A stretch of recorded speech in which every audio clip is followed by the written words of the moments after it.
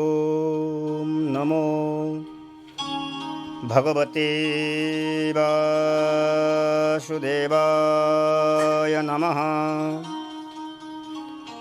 ध्येयं सदा परिभवग्नमभीष्टदोहम्। तीर्थास्पदं शिवगिरिं चिनुतं शरण्यं। भृत्यार्तिहं प्रणतपालभवाब्धिपूतं। वन्दे महापुरुषते चरणारविन्दम्। श्रीमते सर्वविद्यानां प्रभवाय सुब्रह्मणे आचार्याय मुनीन्द्राय निम्बार्काय नमो नमः। कस्मै येन विभासितोऽयमतुलो ज्ञानप्रदीप पुरा। तद्धूरूपेण च नारदाय मुनये कृष्णाय तदुर्विणा। योगीन्द्राय तदात्मना दाताय कारुण्यतस्तत्शुद्धं विमलं विशोकं सत्यं परं धीमहि। नारायणं नमस्कृत्य नरं चैव नरोत्तमं। देवीं सरस्वतीं व्यासं ततो जयमुदीरयेत्। श्रीमतहंससमारभ्य सनकादिकमध्यमाम् अस्मदाचार्यपर्यन्तां वन्दे गुरुपरम्पराम्। योऽन्तःप्रविश्य मम वाचमिमां प्रसुप्ताम् सञ्जीवयत्यखिलशक्तिधरस्वधाम्ना।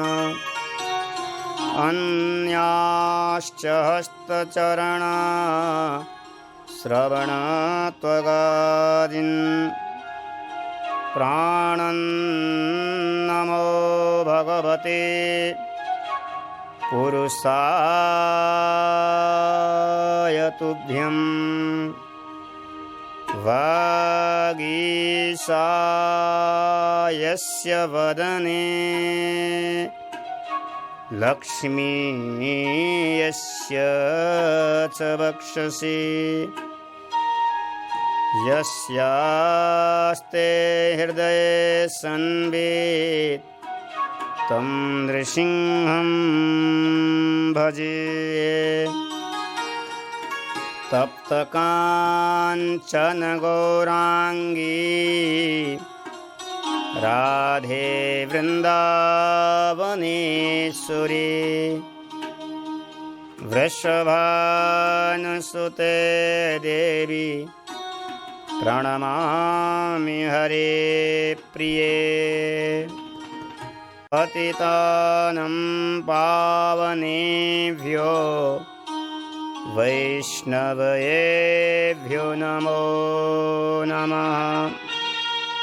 भक्तभक्ति भगवन्त गुरु चतुर नाम अपुए इनके पद वंदन किए नासत विघ्न अनेक। राधे मेरी स्वामिनी मैं राधे को दास जन्म जन्म वह दीजियो श्री वृंदावन की बास।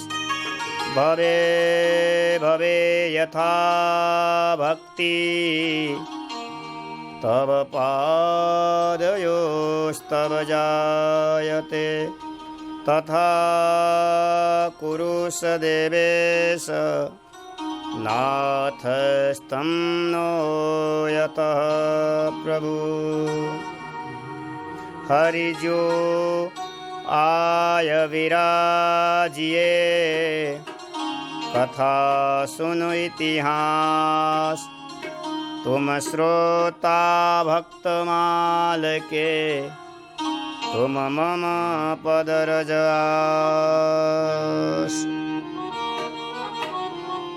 श्री कृष्ण गोविंद हरे मुरारे हे नाथ नारायण वासुदेवा।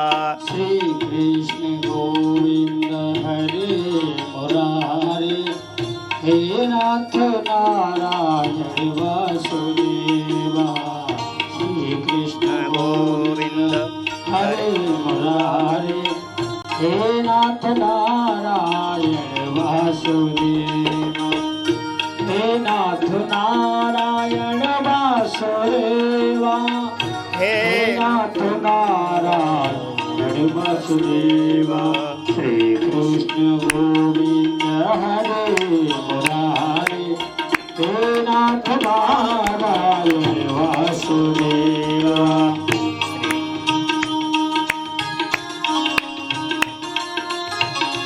श्री राधे जय हो वृंदावन बिहारी लाल की जय हो जय हो।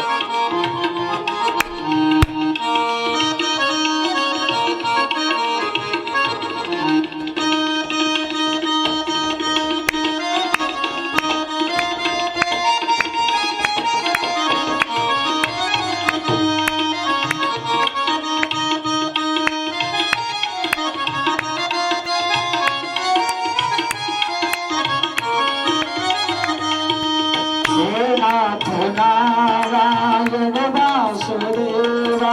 हे नाथ नारायण वासुदेवा। श्री कृष्ण गोविंद हरे मुरारे हे नाथ नारायण वासुदेवा। श्री कृष्ण गोविंद हरे मुरारे हे नाथ नारायण वासुदेवा। राधे श्याम श्याम श्याम श्याम राधे राधे। राधे कृष्ण कृष्ण कृष्ण राधे राधे। राधे श्याम श्याम श्याम राधे राधे राधे कृष्ण कृष्ण कृष्ण राधे राधे। जय हो राधा रानी की जय हो।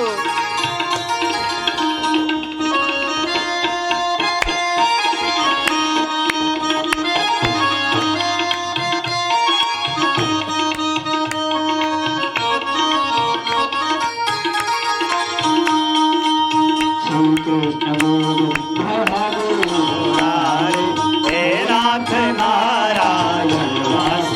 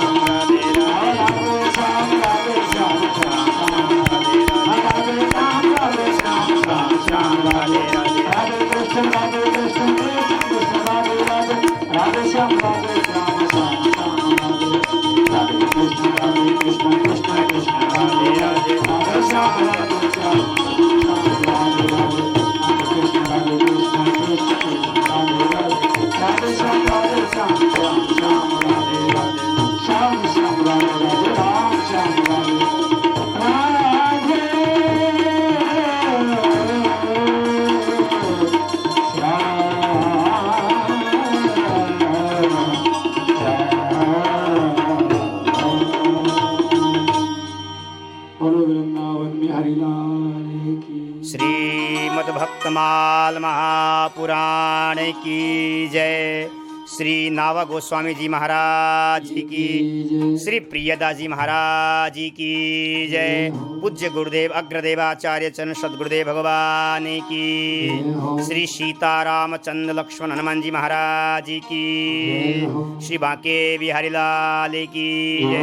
गोस्वामी तुलसीदास जी महाराज जी की, श्री यमुना महारानी की, श्री राधा रानी की, श्री गिरिराज महाराज की, वृंदावन धाम की, गौ माता की जय, सबरी माता की जय। जय श्री राधे, जय जय श्री राधे, जय जय श्री राधे श्याम। एवं सद्गुरुदेव भगवान की अनुपम कृपा से निरंतर प्रतिदिन श्रीधाम वृंदावन में बैठ करके 31 दिवस पर्यंत भगवत चर्चा करने का सौभाग्य हम सबको प्राप्त हो रहा है। भगवान की अनुपम कृपा। इस दुर्लभ वृंदावन धाम में बैठ करके, श्रीधाम वृंदावन तो की महिमा का वर्णन अवर्णनीय है। श्रीधाम वृंदावन में तो धन्यम वृंदावनम तेना भक्ति नित्यति यत्र च। इस वृंदावन में तो भक्ति महारानी नृत्य करती है। वृंदावन में की महिमा अद्भुत है, कहां तक वर्णन किया जाए। इस श्रीधाम वृंदावन में आने के लोग तरसते हैं। इस वृंदावन में जो भी जीव आता है वो भगवत स्वरूप बन जाता है। वृंदावन की अद्भुत महिमा है। यहां तो देवी देवता भी तरसते हैं कि प्रभु वृंदावन में हमें निवास स्थान चाहिए, वृंदावन मिल जाए। और हम सब वृंदावन में बैठ करके भगवान की कितनी कृपा है, अनुपम कृपा है भगवान की। वृंदावन में विराजमान होकर के इस कोरोना काल में, लॉकडाउन के समय में हम अपने जीवन का सदुपयोग कर रहे हैं। और एक दिन नहीं महाराज, निरंतर प्रतिदिन भगवत चर्चा करने का सौभाग्य हम सबको प्राप्त हो रहा है। ये ठाकुर जी की अनुपम कृपा, ठाकुर जी की अनुपम कृपा एवं सद्गुरुदेव भगवान की कृपा से यह कार्यक्रम प्रतिदिन आगे बढ़ रहा है। आइए, आज कथा का 16वां दिन है और हम कथा में प्रवेश करते हैं। दुर्लभो मानुषो देही क्षणभंगुरः। ये मनुष्य जीवन अत्यंत दुर्लभ है। और मनुष्य जीवन दुर्लभ होने के साथ साथ भगवत चर्चा सत्संग भी अति दुर्लभ है। क्योंकि हमारे गोस्वामी जी स्वयं कहते हैं कि मनुष्य जीवन बड़े भाग मानुष तनु पावा, सुर दुर्लभ सब ग्रंथ नहीं गावा, साधन धाम मोक्ष कर द्वारा, पाहि न जेहि परलोक संभारा। बड़े दुर्लभ है, बड़े दुर्लभ है। एक तो मनुष्य शरीर मिलता नहीं है और मिल भी गया तो ठाकुर जी की कृपा से हमें प्राप्त हो रहा है। महाराज, मनुष्य जीवन का यही लक्ष्य है। अगर मनुष्य जीवन हमें मिल गया हो, हमें निरंतर प्रतिदिन भगवत चर्चा करते ही रहना चाहिए, भगवत स्मरण करते ही रहना चाहिए। और एक ही साधन है भाई, अगर भवसागर से पार होना चाहते हो, इस मनुष्य जीवन में निरंतर प्रतिदिन भगवत चर्चा को श्रवण करो, भगवत चर्चा को गाओ। सत्संग की तो बड़ी महिमा है, कहां तक वर्णन किया जाए। सत्संग में जो आनंद है वो तो महाराज वैकुंठ में भी नहीं है, क्योंकि तुलयाम लवे नापि न स्वर्गम ना पुनर्भवम भगवत संगी संगस्य मर्त्यनामं किमुताशिष। सत्संग की बराबरी तो स्वर्ग भी नहीं है। जिसने सत्संग में मन को लगाया है, जिसने भगवान के चरित्रों में जिसने मन लग गया है, वो स्वर्ग जाता ही नहीं है, स्वर्ग चाहता भी नहीं है वो, क्योंकि स्वर्ग में सत्संग नहीं मिलता है। स्वर्ग में वृंदावन वास नहीं मिलेगा, स्वर्ग में वृंदावन का परिक्रमा नहीं मिलेगा, स्वर्ग में मेरे ठाकुर बांके बिहारी का दर्शन नहीं होगा। ये कहां होगा? इसी धरातल पर, इस ब्रजभूमि पर, इस वृंदावन में ही ये सुलभ है। जिसने सत्संग कर लिया ना पुनर्भवम, वो दोबारा संसार में नहीं आएगा, वो भगवत धाम को चला जाएगा, भगवत धाम को चला जाएगा, दोबारा वो आएगा नहीं। सत्संग की अद्भुत महिमा है, कहां तक वर्णन किया जाए। और महाराज, और सत्संग भी कहां किया जाए?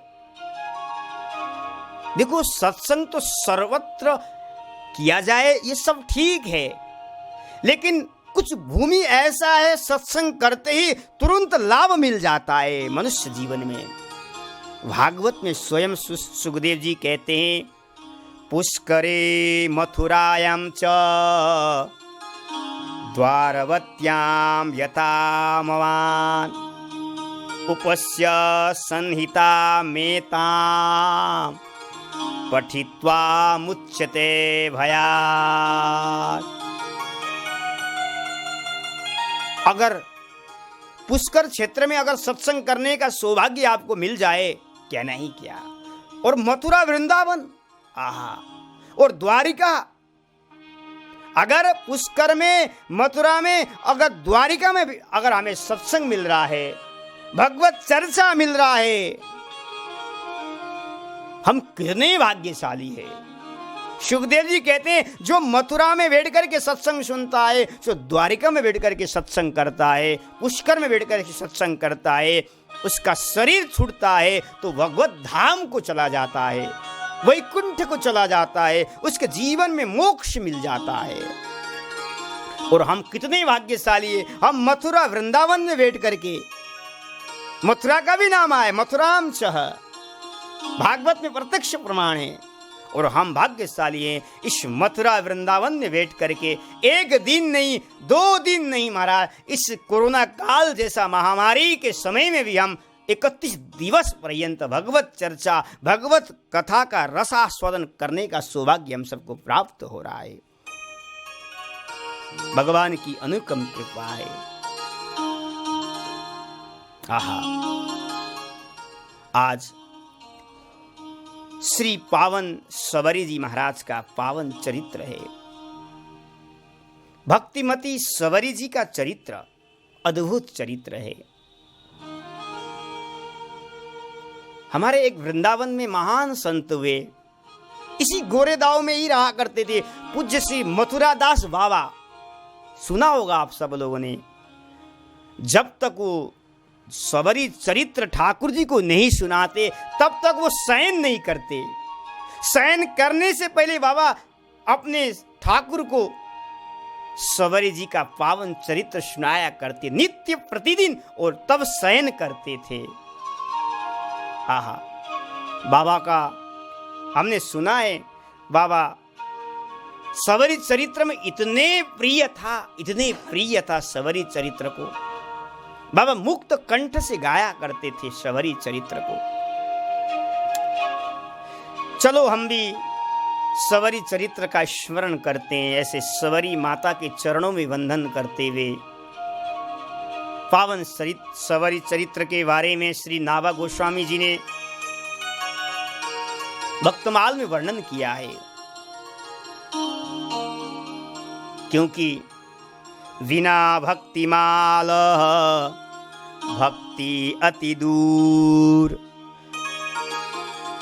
भक्तमाल का आश्रय बिना, भक्त चरित्रों को आश्रय लिए बिना, मुझे लगता है कि नाभाजी कहते कि उसके हृदय में भक्ति महारानी विराजमान नहीं हो सकती है। अगर कोई भक्ति को चाहता है, भक्ति महारानी हृदय में आकर के विराजमान हो जाए, नाभाजी कहते हैं कि भक्तमाल का सुवर्ण करो, भक्तमाल का पठन पाठन करो। अवश्य ही महाराज, अवश्य ही उसके हृदय में भक्ति महारानी विराजमान हो जाती है। नाभाजी कहते हैं कि अगर अनुग गुण वर्णते सीतापति नित होय बस। अगर भगवान को वश में करना चाहते हो, नाभाजी कह रहे हो, सीतापति नित होय बस, भगवान को वश में करना चाहते हो तो क्या करें? नाभाजी कहते हैं, हरि सुजस प्रीति हरिदास कई, क्यों भावे हरिदास। नित्यपति हरि की चरित्रों को वर्णन करो, हरि की प्यारे प्यारे सुंदर भक्तों के चरित्रों को वर्णन करोगे नित्य प्रतिदिन। मुझे लगता है नाभाजी कहते हैं, मेरे अनुभव की बातें, उसके हृदय में भक्ति महारानी विराजमान हो जाती है। उसके हृदय में जिस भक्त का आप चरित्र का वर्णन करोगे, वो भक्त के हृदय में विराजमान होगी, क्योंकि हरि के जे वल्लभ है, दुर्लभ भुवन माजती नहीं, पद रेणु आशा जिय करी है। हरि के वल्लभ, हरि के भक्त बड़े दुर्लभ है, दुर्लभ से आपको मिलेगा, दुर्लभ से मिलेगा। भक्त का दर्शन, भगवान का दर्शन भले मिल जाए, लेकिन मुझे लगता है कि भगवान का भक्त का दर्शन तो भगवान की कृपा से मिलता है, भगवत अनुग्रह से मिलता है, क्योंकि बहुत कठिन है। सहज से भगवान दर्शन मिल जाए ठीक है, लेकिन भक्त का दर्शन सहज से नहीं मिल सकते। भक्त का दर्शन तो भगवान और भक्त अगर कृपा करे और तब दर्शन हो सकता है। आइए आज पावन सवरी जी की तरफ हम चलते हैं। सवरी जी का जन्म क्यों हुआ? सवरी जी इस धरातल पर क्यों आई? सवरी जी घर को परित्याग करके वन में ही क्यों रही?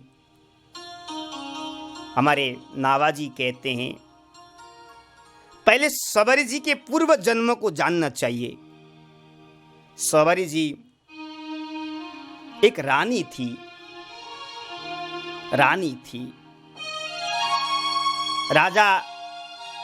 राजा के साथ रानी प्रयाग में गई। प्रयाग में जाकर के स्नान करने गई और वहां अब राजा संतों के साथ जाते थे, संतों के साथ कीर्तन करते थे, सत्संग करते थे, लेकिन रानी को जाने को नहीं मिलता था, क्योंकि रानी तो अपने पर्दे में रहना पड़ता था। कुछ मर्यादा होता था पहले, सबके सामने माताएं जाया नहीं करती थी, माता सबके सामने अपने मुख कमल को नहीं दिखाती थी। आज राजा संतों के साथ बैठ करके कीर्तन कर रहे हैं, आज राजा सत्संग सुन रहे हैं, लेकिन रानी ने अपने पर्दे में रहना पड़ा, पर्दे में मर्यादा में रहना पड़ा। रानी को उस समय भगवान की कृपा, भगवत राम की कृपा, मेरे प्यारे, रानी को वैराग्य आ गया, वैराग्य आ गया। रानी ने कहा, गंगा जी से प्रार्थना किया, मैं रानी पने को धिक्कार करते हुए गंगा जी से वर मांगा कि मुझे उच्च कुल में जन्म, उच्च कुल में सुंदरता, हे गंगा मैया मत देना, मत देना। केवल मुझे अगले जन्म मिल जाए, मुझे संतों का संग चाहिए, जिस संतों के साथ बैठ करके भगवत चर्चा मैं कर पाऊं। इस जीवन में तो मुझे मिलने वाला नहीं है, क्योंकि मैं इस जीवन में तो रानी हूं। हे मैया, गंगा मैया, आगे मुझे जन्म मिले, मुझे रानी मत बनाना, मुझे उच्च कुल में मत बनाना, मुझे बस केवल जहां भी मुझे जन्म मिले, अगले जन्म मुझे सत्संग मिले, अगले जन्म मुझे कीर्तन मिले। आज वही रानी गंगा जी से जब वर मांगा और गंगा जी ने आशीर्वाद प्रदान किया, और वही रानी सवरी के रूप में दोबारा जन्म हुआ। उन्होंने विवाह नहीं किया, और उन्होंने विवाह से पहले ही घर को परित्याग करके वन में जाकर के प्रभु राम के भजन करती थी, प्रभु राम की प्रतीक्षा करती थी। आहा, हमारे राजा रघुराज सिंह जी ने भी अपने एक ग्रंथ लिखा है कि सवर जी का जन्म के बारे में। सवर जी का पूर्व जन्म और भी प्रसंग वर्णन मिलता है, हमें पढ़ने को मिलता है। जब ब्राह्मणी दंपति वन में तप कर रहे थे, सवरी पूर्व जन्म में ब्राह्मणी थी, ब्राह्मण के साथ वन में तप कर रही थी। अचानक ब्राह्मण को कुछ दिन के लिए बाहर जाना पड़ा, अचानक, और ब्राह्मण लौट करके आया।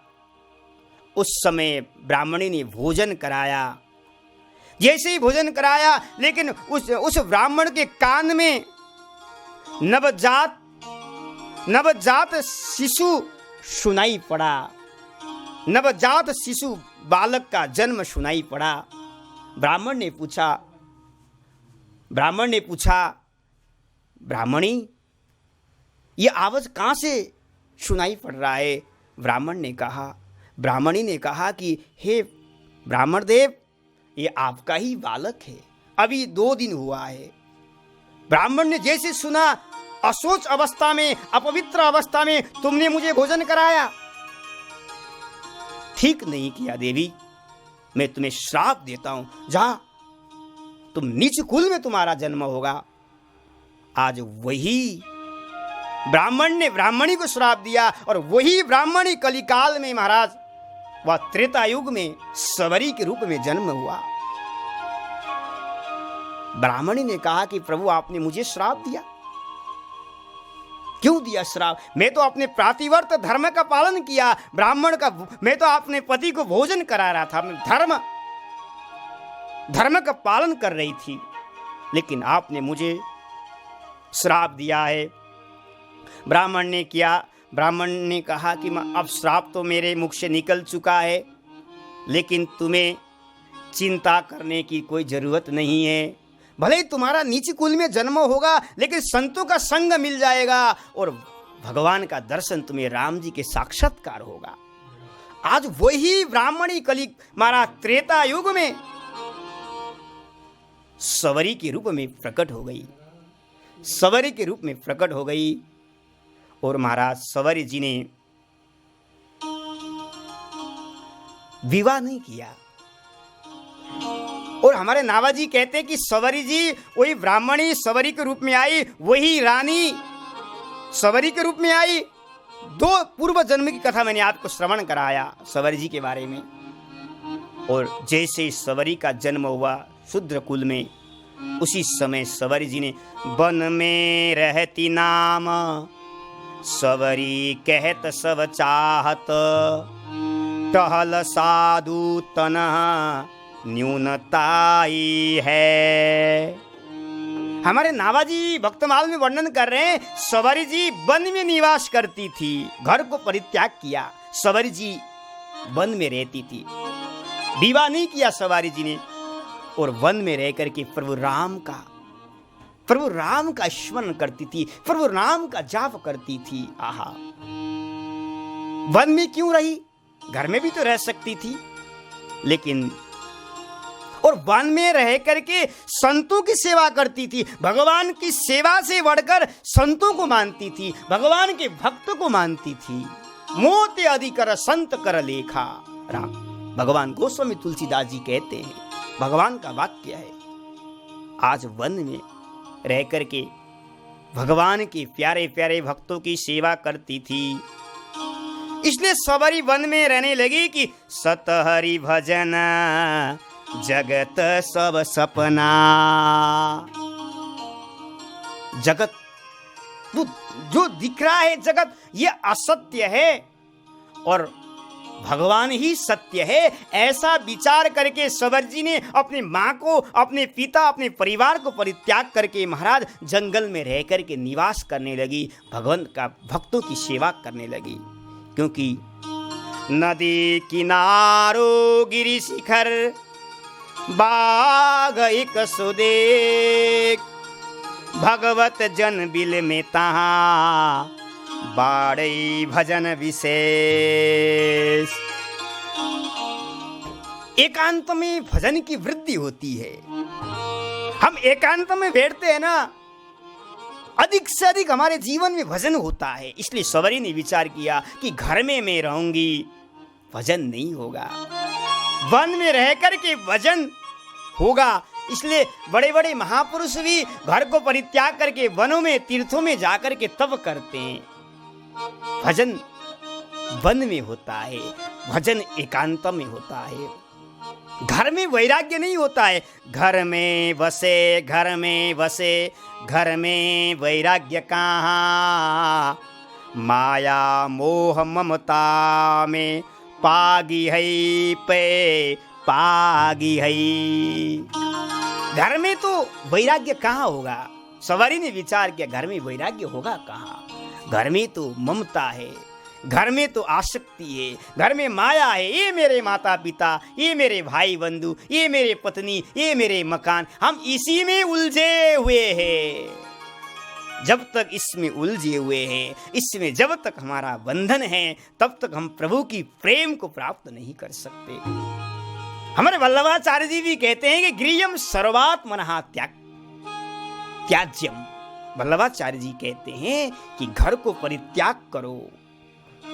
भगवान को प्राप्त करना चाहते हो, भगवान की भक्ति को प्राप्त करना चाहते हो तो घर को परित्याग करो और वन में जाकर के भजन करो। वन में ज्यादा से ज्यादा भजन होगा, कोई प्रपंच नहीं होगा। आहा, इसलिए सवरी भजन करती थी वन में रह करके। और भगवान से भी बढ़कर नावाजी कह रहे हैं कि साधु की सेवा करती थी। क्यों करती थी?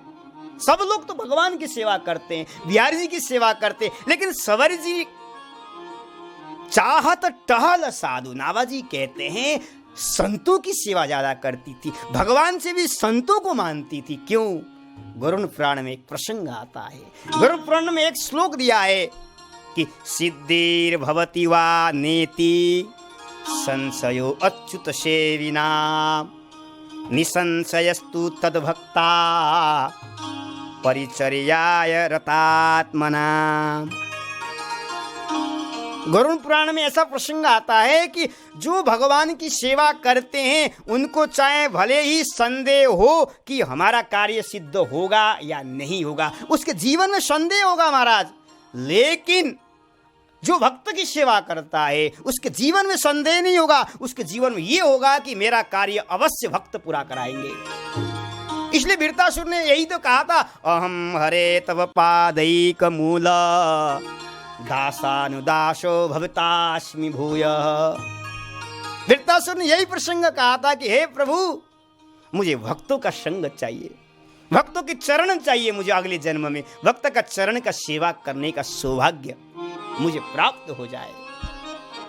और भगवान का भी वाक्य है, मैं अपने पुत्र को भी, अपने पत्नी को भी इतना नहीं, मैं प्रिय नहीं है मेरे लिए मैं जितना भक्तों को प्रिय है।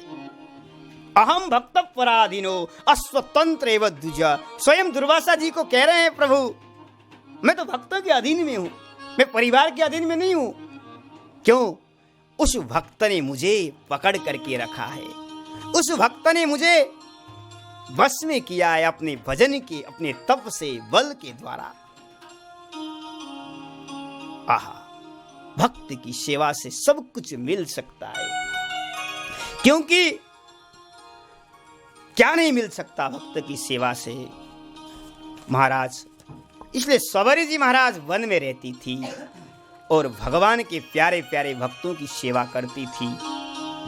महाराज वन में रहते हुए संत सेवा करते करते भगवान का स्मरण कर रही है।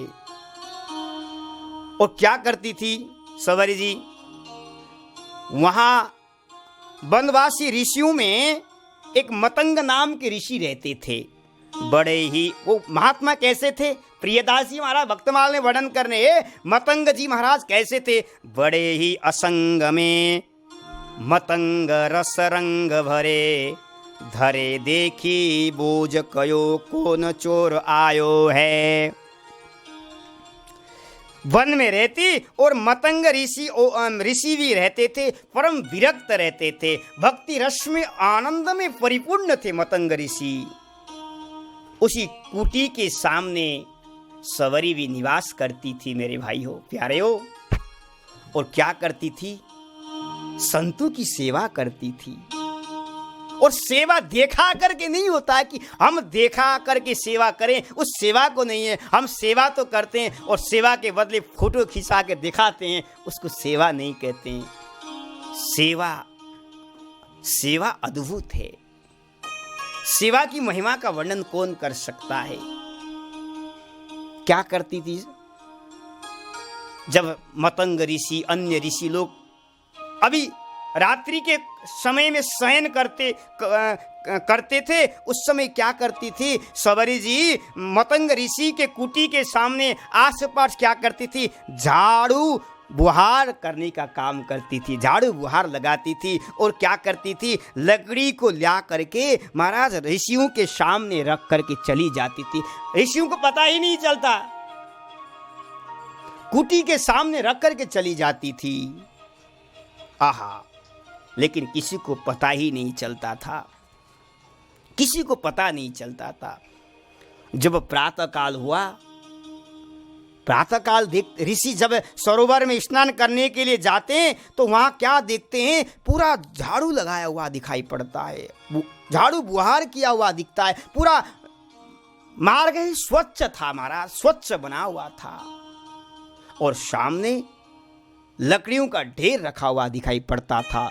सवरी मतंग ऋषि, अन्य ऋषियों ने विचार किया कि हमारे तपोवन में ऐसा कौन आया है, ऐसा कौन आया है कि जो सेवा रूपी कार्य को चोर रहा है, सेवा रूपी कार्य को चोर रहा है। मतंग ऋषि ने कहा, ऐसे सेवक का तो एक बार हमें दर्शन करना चाहिए, ऐसा सेवक को तो एक बार अवश्य दर्शन करना चाहिए, ऐसा प्रेमी के तो एक बार अवश्य दर्शन करें।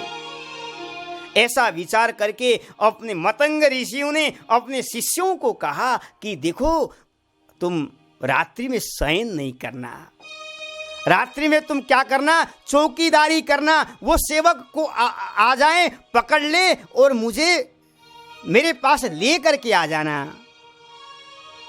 महाराज मतंग जी के ऋषियों ने प्रहरदार किया, रात्रि में जाग गए और सवरी आई, झाड़ू लगा रही थी, लकड़ी रख दिया। उसी समय महाराज उस सेवकों ने जाकर के महाराज उसको पकड़ लिया, सवरी जी को पकड़ लिया, सवरी जी को पकड़ लिया। आहा, जैसे सवरी को पकड़ा, अब सवरी जी तो बेचारी भय से, संकोच से शरीर कांपने लगा, और शरीर कांपने लगा क्यों? सवरी का इसलिए कांपने लगा कि सवरी अपने को अछूत मानती थी, अपने को अपवित्र मानती थी, अपवित्र मानती थी। आज सवरी जी को वो ऋषि लोग मतंग ऋषि के पास ले गए। जैसे मतंग ऋषि ने देखा, सवरी जी की दृष्टि पड़ी। आहा, हमारे नावाजी, हमारे प्रियदास जी वक्तमाल में वर्णन कर रहे हैं, उस समय देखत ही ऋषि जलधारा वही नैनन में ते। सवरी जी को देखते ही ऋषि के नेत्रों से, मतंग ऋषि का नेत्रों से आंसू की धारा बहने लगी, आंसू धारा बहने लगी। सवरी के मिलने का ऐसा अलभ्य लाभ हुआ, मानो मतंग जी ऋषि कहते हैं कोई मनचाही दुर्लभ वस्तु मिल गई हो, जिससे वाणी से वर्णन नहीं किया जा सकते, और सचमुच ही है। अगर कोई प्रेमी भक्त का दर्शन किया जाए, अगर प्रेमी भक्त के साथ सत्संग अगर किया जाए, तो मानो ऐसा लगता है कि हमें दुर्लभ से दुर्लभ वस्तु, हमने जो सोचा नहीं था वो हमें जीवन में मिल गया हो। प्रेमी भक्त मिलते कहाँ है? अगर ऐसे प्रेमी भक्ति, हमारे प्रेमी भक्त मिल जाए, हमारा जीवन सफल हो जाएगा। आज मतंग ऋषि को प्रेम में पगे हुए, प्रेम में डूबे हुए, राम के प्रेम में डूबे हुए भक्तिमती सवरी जी का दर्शन हो गया। आहा, लेकिन देखो, भक्त अपने को अपवित्र ही मानता है, भक्त अभिमान रहित रहता है, भक्त अपने को अज्ञान ही समझता है। आज सवरी जी अपने शरीर को, अपने कुल को नीच मान करके, उनकी दृष्टि मतंग जी के पास नहीं दिख रही है, और सवरी जी भयभीत है, संकोच है कि मैं अपवित्र हूं, मैं शूद्र हूं, मैं ऋषि के पास बैठने योग्य नहीं हूं। ऐसा विचार करके उनकी दृष्टि नीचे है, नीचे है, क्योंकि आज सवरी जी की दृष्टि जब नीचे दिखाई पड़ा मतंग जी को, मतंग जी अपने ऋषियों को कहते हैं, देखो सवरी भले ही शूद्र कुल में है, जन्म हुआ है, लेकिन भक्ति से इतने पवित्र है, इनके ऊपर कोई ब्राह्मणत्व भी नोच्छावर कर देना चाहिए, इतने पवित्र है। क्योंकि मेरे प्रभु, मेरे राम जाति नहीं दिखते हैं, मेरे प्रभु तो भाव को देखते हैं। क्योंकि भगवान का वाक्य है, सब जी बहु सम प्रिय मोही सोही, भक्तिहीन बिरंच किन होई।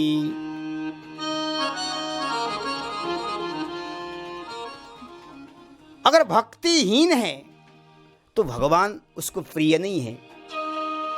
भगवान उसी को प्रिय है जो जिसके हृदय में भक्ति हो। भगवान भक्ति के नाता को मानते हैं। भगवान जाति को नहीं देखते हैं, भगवान प्रेम को देखते हैं। इसके हृदय में प्रेम है या नहीं। सबर जी तो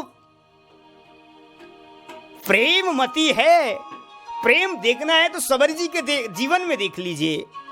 भक्ति देखना है तो सबर जी के जीवन में देख लीजिए। भगवान जाति पाति नहीं देखते हैं। भगवान तो केवल भाव को देखते हैं। और भागवत में यहां तक भी वर्णन आया, किरात हुड़ांद पुलिंद पुलकसा आवीर कंका यवना कसादयः ये अन्ये च पापा यदुपासया शुद्ध्यन्ति तस्मै प्रभु विष्णवे नमः। जो जंगल में रहने वाला किरात, हूण, आंद, पुलिंद, पुलकस, आविर, कंक जो यमन है, खस से जो नीच जातियां हैं, जंगल में रहना, मांसाहारी भोजन करना और हिंसा करना उनका जीवन ही है महाराज।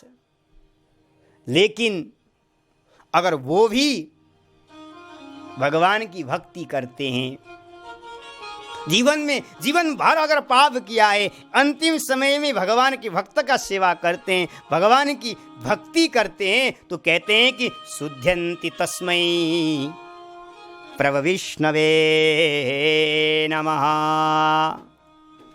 वो शुद्ध हो जाते हैं, वो शुद्ध हो जाते हैं, क्योंकि भगवान भक्ति को नाता देखते हैं। भगवान तो भक्त्या तुष्यति केवलम न च गुणै भक्ते प्रियो माधव। मेरे प्रभु तो, मेरे राम तो उसके गुणों को नहीं देखते हैं, उसके भाव को देखते हैं, उसके हृदय के प्रेम को देखते हैं।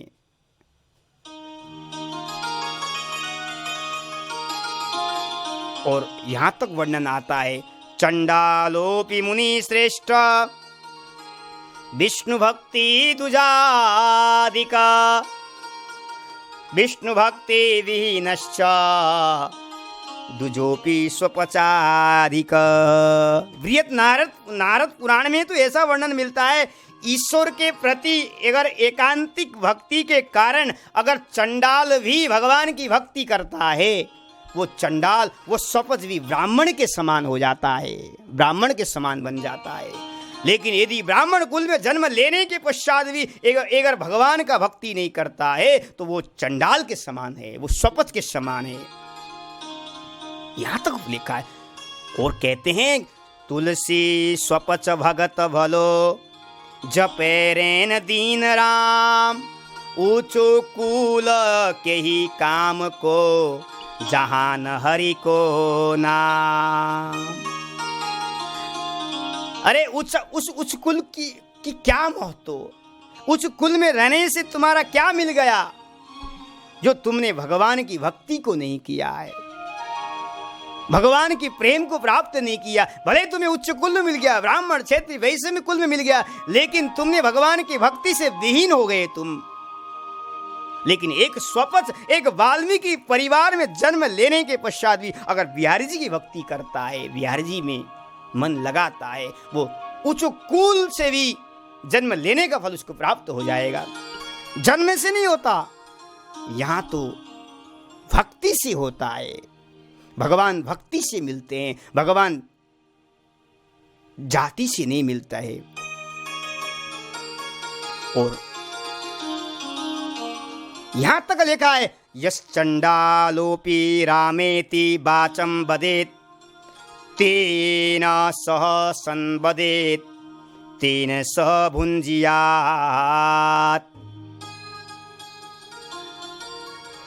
अगर स्वपच भी देखे, क्या यहाँ तक वर्णन आता है, यदि स्वपज वाल्मीकि के मुख में भी राम का नाम है तो उस व्यक्ति के पास, उस भक्त के पास जाकर के नित्य उसके साथ सत्संग करना चाहिए, उसके साथ बैठना चाहिए, उनके साथ संभाषण करना चाहिए, उसके हाथ से प्रसाद भी पाना चाहिए। क्यों?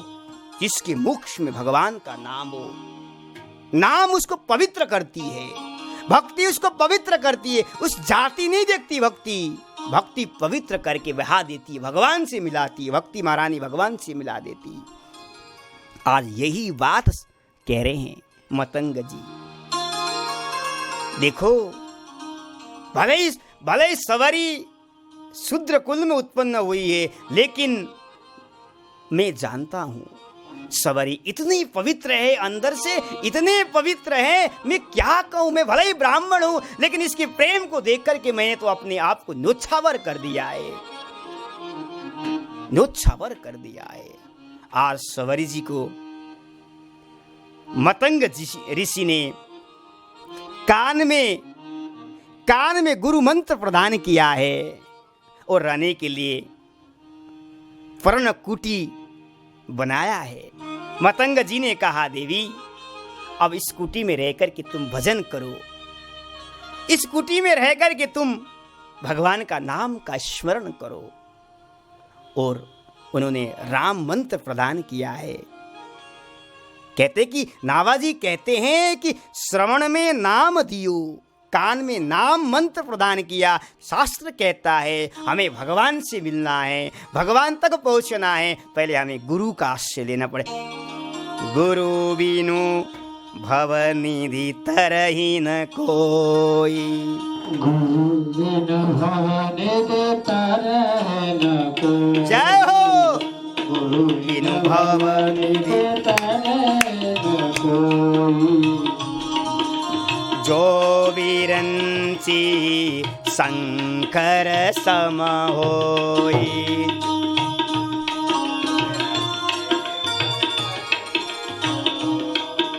जो विरंची शंकर सम होई, जो विरंची शंकर सम होई। गुरु बिनु भवनिधि तरहि न कोई, गुरु बिनु भवनिधि तरहि न कोई।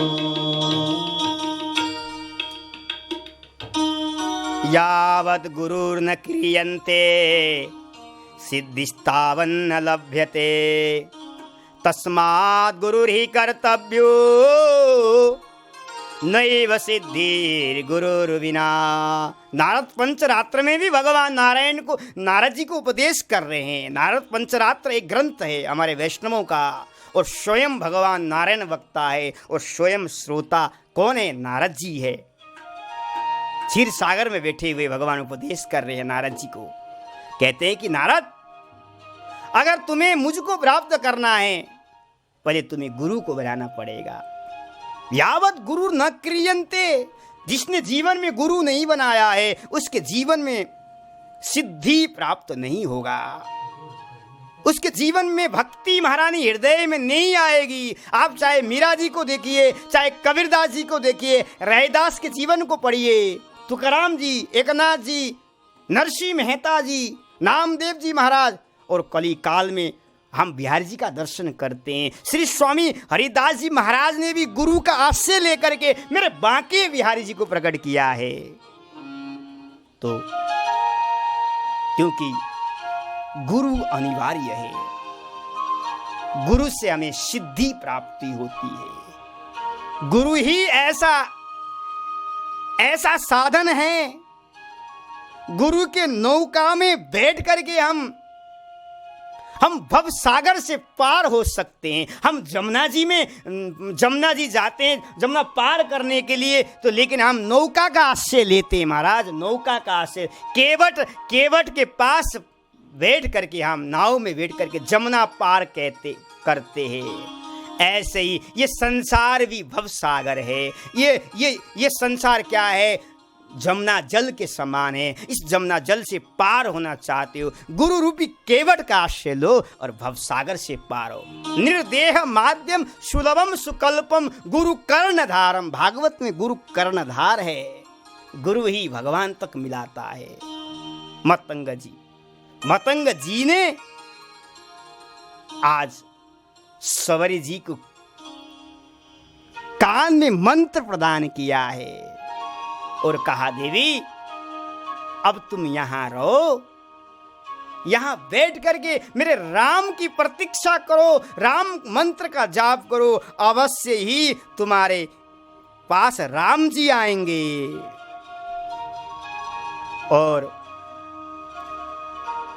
मतंग जी सवरी के साथ, ऋषियों के साथ सत्संग भी करते थे, क्योंकि सत्संग में जो आनंद है, राम बुलावा भेजिया दिया कबीरा रोया, जो सुकय सत्संग में सो वैकुंठ न होया। भजन के साथ साथ सवरी के साथ बैठ करके सत्संग भी किया करते थे मतंग ऋषि, क्योंकि हमें भी भजन के साथ साथ सत्संग करना चाहिए। सत्संग अनिवार्य है जीवन में। अगर सत्संग नहीं किया, भगवत चर्चा नहीं किया, वो भजन का फल हमें जल्दी नहीं मिलेगा। इसलिए कबीरदास जी को जब अंतिम समय हुआ तो भगवान बुला रहे हैं, प्रभु बुला रहे, राम जी कबीरदास जी तुम धरातल छोड़ करके आओ मेरे धाम में आओ। कहते हैं कि राम बुलावा भेजिया दिया रोया कबीरा। कबीरदास जी रोने लगते। भगवान ने कहा, अरे मैं तो तुमको अपने धाम को बुला रहा हूं, तुम क्यों रोया? कहते कि प्रभु मैं इसलिए रो रहा हूं, जो यहां बैठ करके, जो काशी में बैठ करके, मगध में बैठ करके मैं जो सत्संग में जो मुझे आनंद आ रहा है, वो आपके साकेत में कहाँ मिलने वाला है, वो वैकुंठ में मिलने कहाँ वाला है। इसलिए मैं रो रहा हूं, मैं नहीं जाऊंगा, मैं धरातल भी रह करके अभी सत्संग खूब करना है। और आज सत्संग की कितनी महिमा है, और मतंग ऋषि सवरी के साथ बैठ करके सत्संग कर रहे हैं। शेष चर्चा हम कल के सत्र में करेंगे। श्री वृंदावन बिहारी लाल की। आज हमने 16वां दिन की जो कथा था आपके सामने मैंने YouTube फेसबुक के माध्यम से सुनाया। इसका सीधा प्रसारण हम YouTube फेसबुक से आप श्रवण कर सकते घर बैठे हुए। इस समय हम कोरोना महामारी में भयभीत हैं, दुखी हैं, और इस कोरोना से बचने के लिए हमने ये कार्यक्रम रखा है। जो चिंता में डूबे हुए हैं, जिसके जीवन में चिंता ना आ जाए, हमेशा आनंद में डूबे रहें, जो भी करते हैं प्रभु मंगल ही करते, क्योंकि प्रभु का नाम मंगलहारी है, मंगल भवन है प्रभु, और प्रभु की इच्छा से सब कुछ मंगल होगा। आप नित्य प्रतिदिन कथा सत्संग करते रहिए, अवश्य ही जल्दी से कोरोना दूर हो जाएगा और हम भगवान तक पहुंच जाएंगे। ऐसा कहते हुए मैं अपनी वाणी को यहीं विराम, कल पुनः मैं आपके सामने इसी समय उपस्थित हो जाऊं। वृंदावन बिहारी लाल की, सवरी मैया की, श्री सीतारामचंद्र लक्ष्मण हनुमान जी महाराज की जय। जय श्री राधे श्याम। दो क्षण भगवत नाम। राधे राधे गोविंद गोविंद राधे राधे राधे गोविंद गोविंद।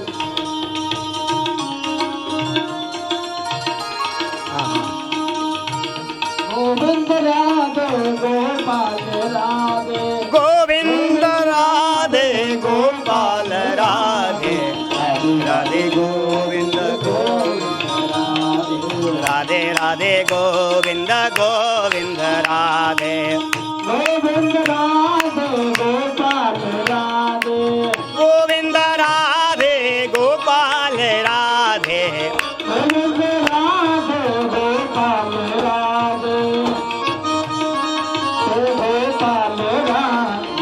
जय हो। गोविंद गोविंद राधे, गोविंद राधे गोपाल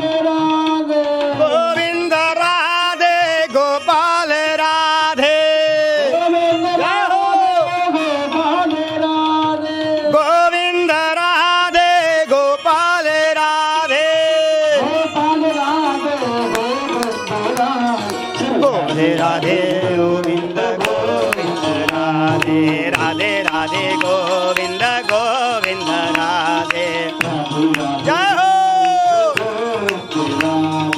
राधे राधे गोविंद गोविंद राधे राधे कृष्ण कृष्ण कृष्ण राधे राधे राधे श्याम श्याम श्याम राधे राधे कृष्ण कृष्ण कृष्ण राधे राधे राधे श्याम श्याम श्याम राधे राधे राधे कृष्ण कृष्ण कृष्ण राधे राधे राधे श्याम श्याम श्याम राधे राधे राधे श्याम